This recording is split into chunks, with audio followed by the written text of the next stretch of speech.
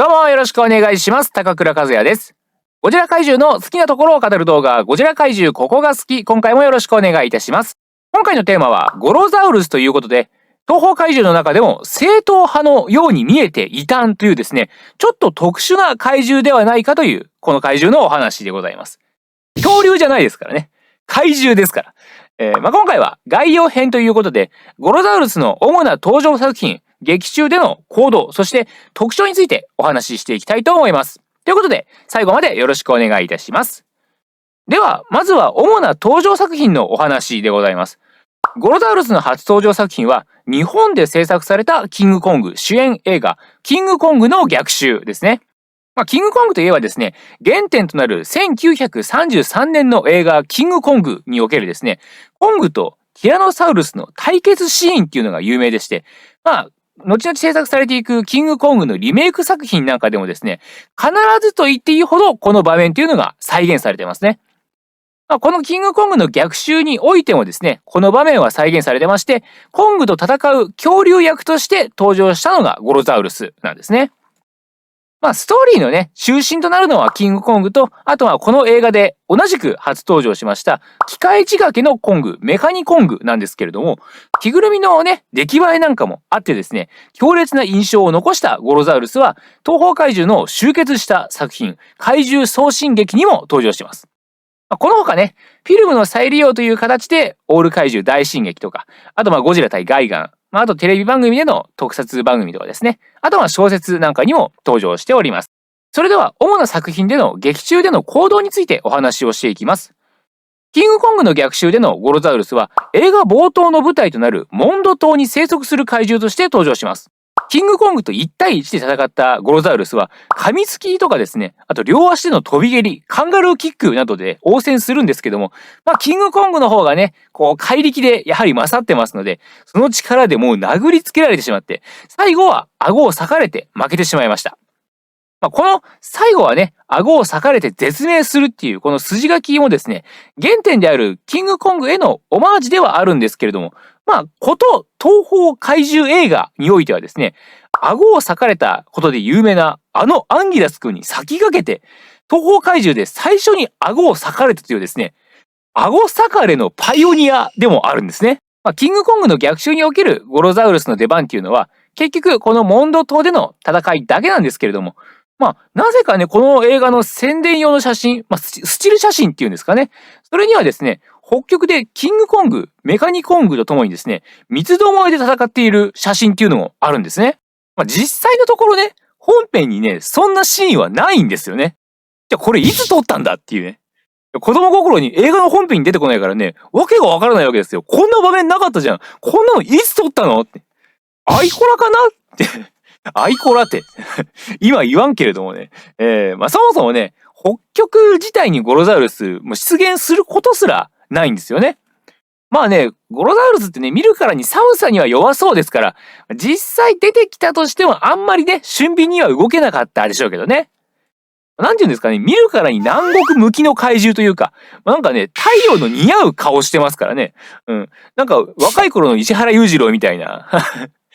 さて、そんな感じでデビュー作ではですね、悪く言ってしまえばキングコングの引き立て役、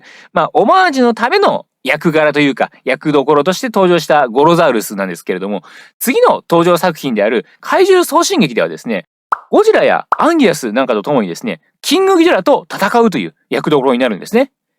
この映画でのゴロザウルスは、他の怪獣たちとともに、怪獣ランドというですね、小笠原諸島の島に暮らしています。本編の映像を見る限りですね、どうやらモスラと同じエリアに暮らしてるみたいですね。あんまり話が合わなそうな感じがするんですけど、大丈夫なんですかね。絶対好きな食べ物の話とか合わないじゃないですか。喧嘩になるんじゃないのかなと。どういう基準で一緒に住む怪獣を決めてるんだっていうね、感じもしますけれども。そんな怪獣ランドで、狭いながらもね、悠々自適な生活をしていたゴロザウルスなんですが、本作の敵宇宙人であるキラーク星人に操られまして、パリを襲います。この時、パリのね、凱旋門を壊しつつ、地面から出てきたゴロザウルスに対して、劇中のニュース映像では、パリにはバラゴンとね、はっきり言い切るという有名なシーンがありますよね。まあね、なんでこんなことになったかといえば、このシーンを撮影するまでにバラゴンの着ぐるみの修繕が間に合わなかったとか、そもそもね、この耳が邪魔になっちゃうからバラゴンじゃこのシーン撮るの難しかったんじゃないかとか、そんな困難あったことがきっかけでは、台本の修正も間に合わなくてっていうですね、いろいろね、言われてる原因とか逸話というのはあるんですけれども、一言で言ってしまえば、うっかりですよね。いろいろ事情あるの分かりますと。もろもろ分かりましたけど、トータルでうっかりという、ということだと思うんですけども。そういう事情は飲み込んだ上でですよ。このシーンをね、好意的に受け取るならばですね、当時ね、この映画を見た子供たちよと。テレビも間違いを放送することがあるんだぞと。メディアリテラシーってわかるかなってそれを持ちなさいよというね、メッセージが込められていたんじゃないかというふうにね、考えることも、できるかなと。だいぶ無理やりなね、用語ですけれどもね。その後、キラー星人のコントロールから逃れたゴロザウルスは、他の怪獣と共に、日本の富士山の裾野ですね、青木ヶ原に現れます。そして、ここからですね、宇宙怪獣なんだから、地球の怪獣軍団なんて楽勝でしょと、無茶ぶりをされたキングギドラの孤立無縁、孤独な戦いが始まるわけなんですけどもね。それでもね、最初のうちは結構キングギドラ頑張るんですよね。引力光線でね、敵を蹴散らしたりとかして、かなりね、活躍はするんですけれども。やけくそだっただけかもしれないですけどね。なんか、マラソン大会で最初だけ頑張るみたいなね。後半バテるのは分かってるから、最初だけ気合い入れるぞって。引力光線打っちゃえみたいなね。そんな感じだったかもしれませんが。しかしですね、そんなキングギドラを劣勢に追い込んだのは何を隠そうゴロザウルスなんですよ。ゴジラとアンギラスがね、キングギドラの気をそらしている間に、ゴロザウルスがね、コソコソコソっとギドラの背後に回り込みまして、これ、本当にこのシーンのね、映像を見ると、画面手前でね、ゴジラとギドラがバチバチで戦ってる後ろの方、画面の奥の方でね、しれっと背後に回ってるゴロザウルスが映ってるんですよね。あいつ何してんだって感じになるんですけれども。そうやって背後に回ったゴロザウルスは、得意のカンガルーキックをギドラの背中に思いっきりぶちかましまして、キングギドラは前のめりに倒れてしまうんですね。もうね、これ手口が堅気じゃないんですよね。これ、北の映画かっていうね。なんか、ヤクザが出てくる北の映画でこういうシーンあるよねっていう。それくらいなんか、手慣れてる感じさえする手際の良さなんですよね。こうして地面に倒れたギドラは一気に不利になりまして、もう首を踏まれ、尻尾を噛まれ、頭を地面に叩きつけられて、絶命してしまうんですね。なんか、たまにね、まとめサイトとかで見る、胸くそ悪い事件のコピペかなみたいな。ザ暴力といったやり方でですね、ゴロザウルスと地球怪獣軍団は勝利を収めるわけですね。そういったところが出演映画でのゴロザウルスの行動になります。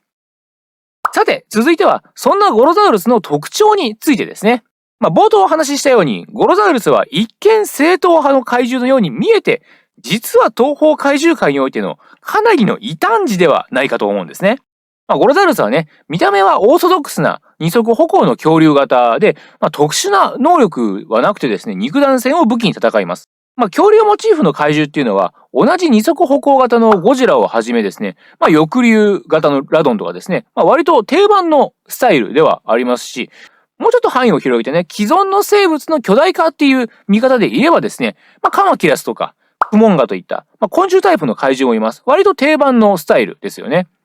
で、能力面でもですね、肉弾戦のみを武器に戦う怪獣っていうのは、特に昭和シリーズにおいてはそんなに珍しくはないわけですね。このように、一見ね、東方怪獣のど真ん中、正統派の怪獣のように見えるゴロザウルスなんですけれども、ではですね、どこに異端児と言える特徴があるのかと言いますと、ゴロザウルスはね、あまりにも恐竜そのものなんですよね。恐竜をモチーフにしたっていうよりもね、恐竜なんですよ。お前いいのかそれでというぐらい恐竜なんですね。同じ既存の生物が巨大化したクモンガ、あるいはカマキラスにしてもですね、元になっているその昆虫自体って小さいですからね。それが巨大生物になるっていうこと自体が、怪獣的な特徴なんですけれども、ゴロザウルスの場合ですね、恐竜ってもともとそこそこでかいですからね。設定上ゴロザウルスはアロサウルスの子孫、生き残りっていうことになってますけども、アロサウルスのですね、全長、頭から尻尾までの大きさっていうのは、大きい個体になると12メーターくらいあったらしいんですね。なので、身長35メートル、尻尾の長さが15メートルあるっていう風になってるゴロザウルスはですね、おおよそ、2倍くらいしか大きくなってないわけですね。なので、巨大化したっていうことが、ゴロザウルスに関しては、あんまり特別な要素ではないと思うんですよ。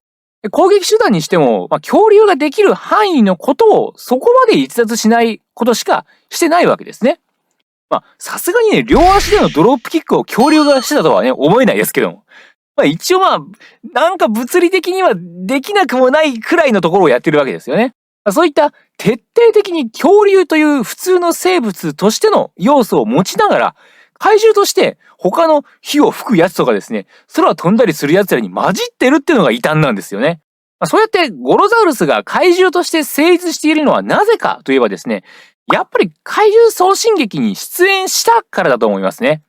制作側のうっかりとはいえですね、地面の下から現れて凱旋門を壊す姿とか、宇宙怪獣の攻撃を受けてもひるまずに立ち向かう姿勢からはですね、ゴロザウルスがただの恐竜ではなく、怪獣と呼ぶにふさわしい耐久力であるとか、超常的な力というものを感じさせるわけですね。